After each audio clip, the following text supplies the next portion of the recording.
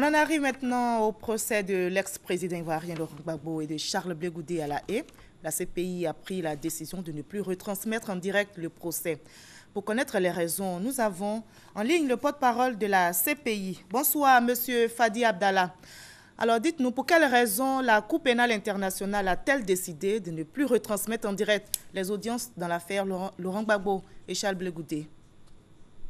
La décision date depuis juin, en fait, et c'est la première fois qu'elle est mise en œuvre parce qu'il s'agit actuellement d'un témoin qui bénéficie de mesures de protection. Et comme l'avait expliqué ailleurs le vice-président de la Chambre, il s'agit de mesures de protection supplémentaires pour le témoin.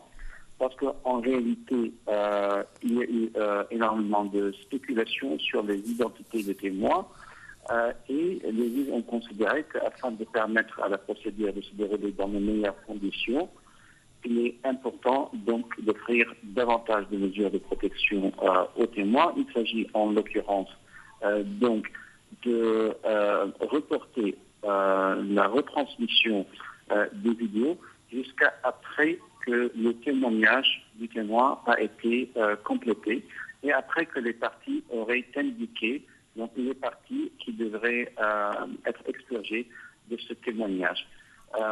Également, ce sera la même chose pour les transcriptions des audiences.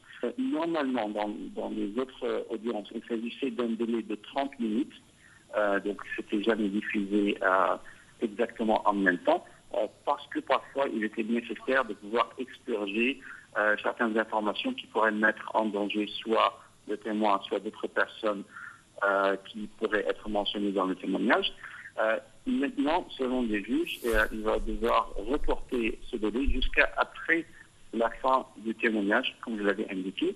Mais cela ne dit pas que les audiences seraient à huis clos. En réalité, il y aura toujours la possibilité pour le public de venir à la Cour pénale internationale lorsque il s'agit d'une séance publique et d'assister à la séance.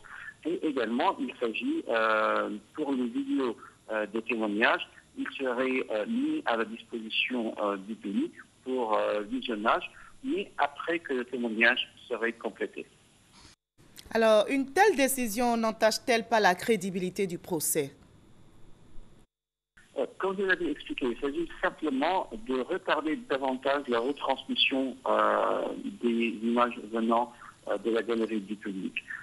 Donc c'est plus de délai, mais selon les juges, ça permet une meilleure protection des témoins et ça permet d'avoir moins de spéculation sur l'identité des témoins et moins de menaces éventuelles contre des personnes qui sont perçues pour être des témoins.